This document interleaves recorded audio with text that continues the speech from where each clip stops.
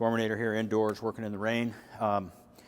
Sometimes, you know, I'm teaching a lot. I'm not hitting a lot of balls. I need to pick up some speed, get some fast twitchy muscles going, or I need to get the energy that I'm using with my body to finally get it out to the club head. Just put that foot back and see how the door slams in here. You're going to see, here it is, the Bible. Okay. Last one. Hogan's 5 lessons. Okay.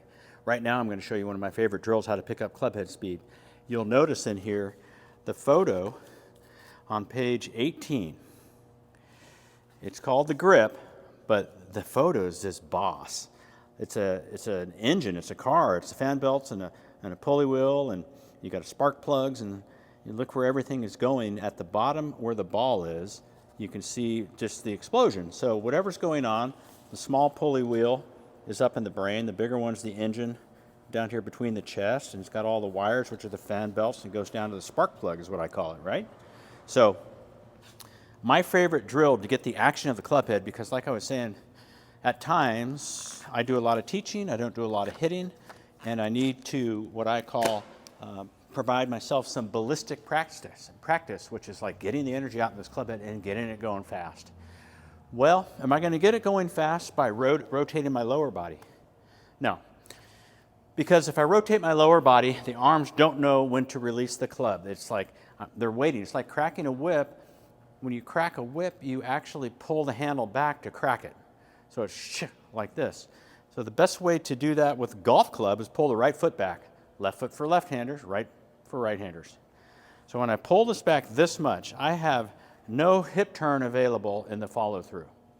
And this is awesome because now what I really feel is that my shoulders and arms are the boss, and I mean that they are going to turn on a tilt. They're just going to tilt like on a tilt-a-whirl and throw this club around my body. If I want speed, I got to let that happen because I ain't using my hips. Okay, so I put my foot back, and I'm going to come through, and you're going to just see, if anything, my foot might even slide this way. Way back here. And there's some smoke on that one. See, my foot fell back, hit that perfect. You'll be surprised. You'll hit tight draws, guys. So pull the foot back. It's not like most instructors out there are telling you to do that, to come from the inside. And certainly that does help. And it also provides maybe a little hip turn, maybe going back. But that's not my exercise for this drill. This is club head speed all the way. All the way. Back here like this, and I'm just going to like wind this up and let it go.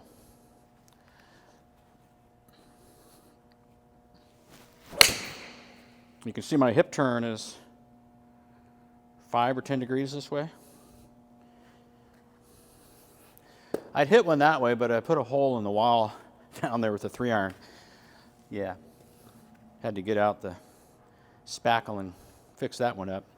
But again, obviously, if my foot is back here, this leg is going to collide into this one.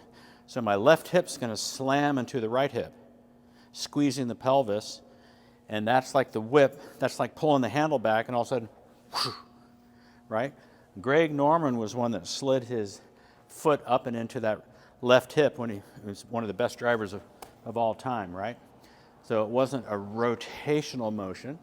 Rotation, obviously, can cause some over-the-top action, and too much around action will start maybe hitting some poles and maybe over the top for your amateur. So what I would highly suggest is when you do, it's almost like doing a lunge, right? My hips are locked.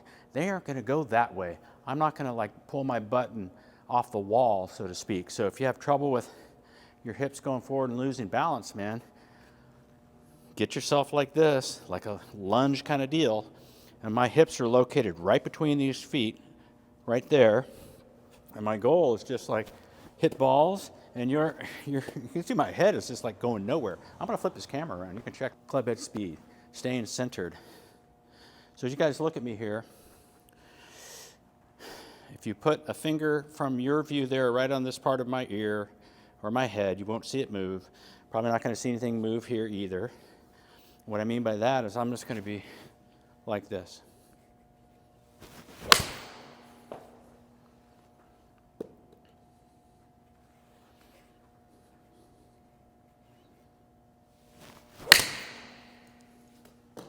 A lot of speed. Foot back, no hip follow through. My hips just bam right in there.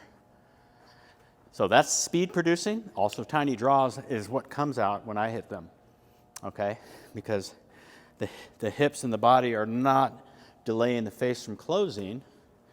There's enough delay here because I've got speed and my left shoulder is way over here, and I don't really have the feeling like I could, from here, I can, with regular feet, right, I can unwind and really pull that handle around this way and leave the face open. No chance with this. My brain's going, no, I just saw it off. So what it feels like is I have to throw the club past my hands. So I throw the club past my hands with a bunch of acceleration, hips stay still, and just bang, like this. And you see the long drive guys, like that. The legs are coming together. They're squeezing off the ground. They're actually kind of getting airborne too. You don't need to try all that. Just put that foot back and see how the door slams in here. Boom. Okay, last one.